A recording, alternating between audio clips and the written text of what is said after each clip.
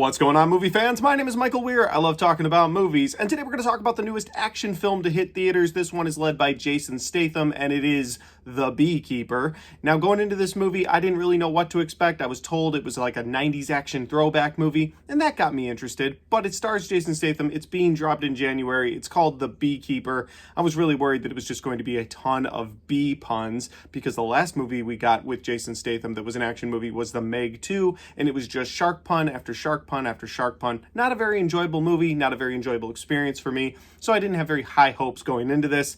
But I will tell you right now that I was very impressed with how much fun they had making this action film, and it really did feel like a 90s throwback movie. So with that said, let's do the review for The Beekeeper. You are a problem. Goddamn right, I'm a problem. No way he's coming here straight through the back entrance. I figured I'd give the firefighters a break. Somebody detain this guy. Ah!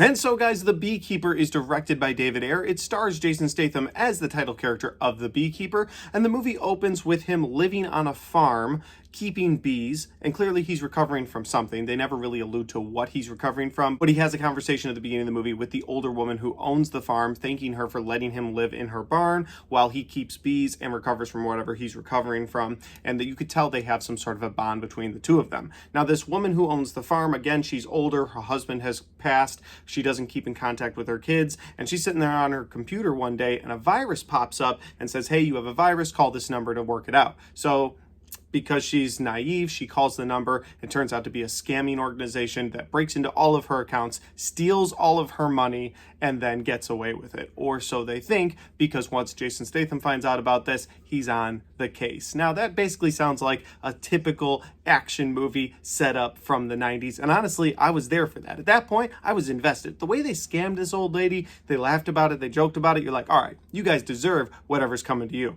And so when Jason Statham goes on the trail looking for them, he not only finds them, but then realizes they're part of a bigger organization, an even bigger conspiracy that even has to do with the U.S. government. With all that said, if that sounds like an enjoyable movie to you, I'd highly recommend you go check this one out in theaters. If you're a big action fan, if you like Jason Statham movies, combination of the both, or just, like I said, 90s throwback action movies, I think you'll really enjoy this one. It's currently playing in theaters, and you should check it out there. Jumping right into my positives here, the first thing I have to point out is that the action is spectacular. It really is. Now, when I say this is John Wick level of violence, I know that is the thing to say. The bar is John Wick. Everybody points that out, so it's nothing new for me to do it here today, but I'm just going to say the action is on par with a John Wick style action movie. And that's fantastic that John Wick was able to just raise the bar for action movies. So when we watch them, they're like, it's not really the John Wick style that we were hoping for. But then when it is, like this movie, you gotta point it out. And I think part of the reason that the action is so spectacular, it is so fun, is because the people he's going after, you really want him to go after.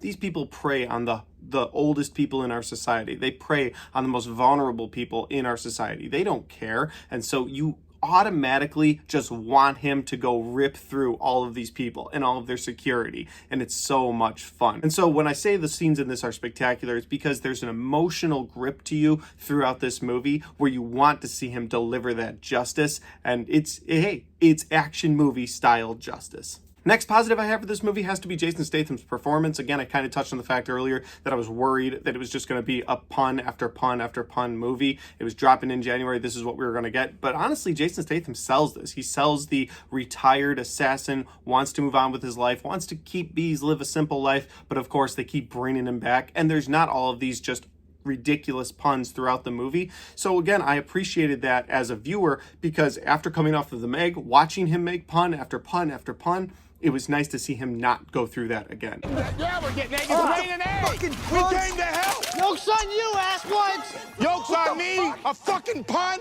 I'm gonna kill this kid.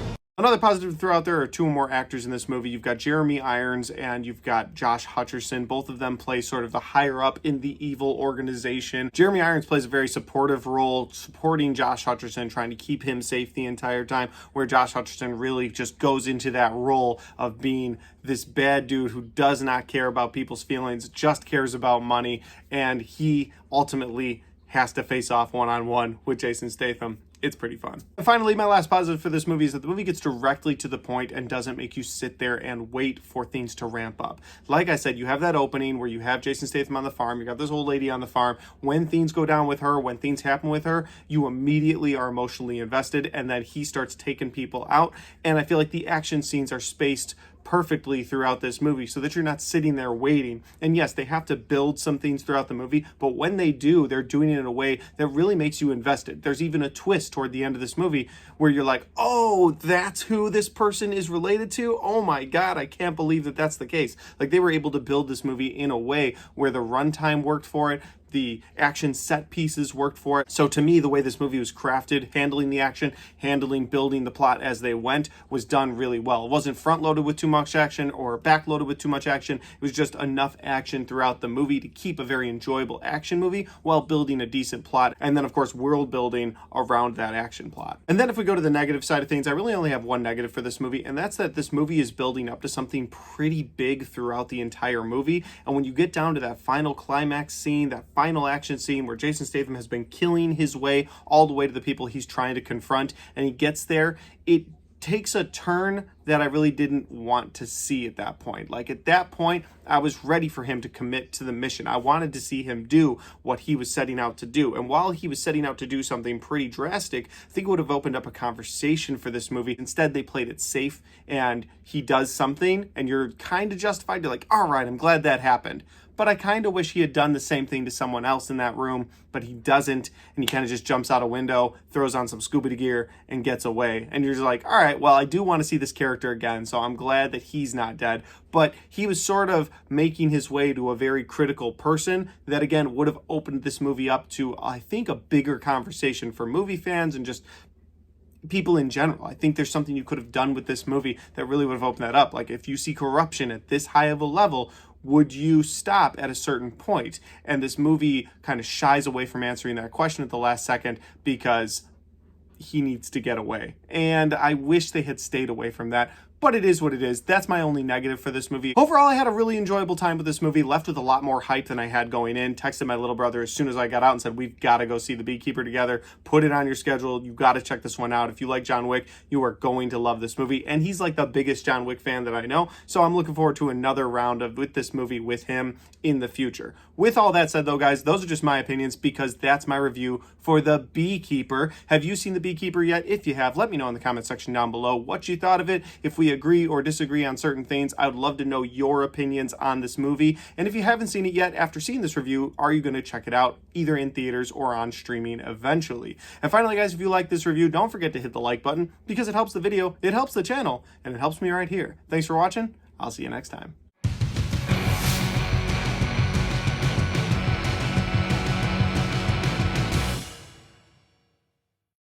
All right, guys, we got to the end of the Beekeeper review. I had a good time making this. I had a great time watching this movie. I had an awkward situation I figured I'd tell you guys about when I left the theater. It was just me and this old couple sitting toward the front, and we're all walking out sort of at the same time. And I'm walking toward the bathroom, and this older guy is walking to the bathroom, and he looks at me and goes, "That was a good movie, huh?" I said, "Yeah, it was a fun time." He goes, "It makes you want to hit the gym." I was like, "I'm sorry, what do you mean?" He goes, "Jason Statham's body." And I was like, and he went into the bathroom, and I was like, it's time to leave. I'll catch the bathroom later. Nope, I'm out. So that was a weird, awkward conversation that I had with an old man when I was leaving The Beekeeper, and I figured I'd share it with you guys. But with that said, I'm looking forward to having more weird, awkward conversations with moviegoers in 2024. And in the meantime, if you want to watch any of my other content, well, I've got all of my 2023 reviews right there, and I've got all of my 2024 reviews right there.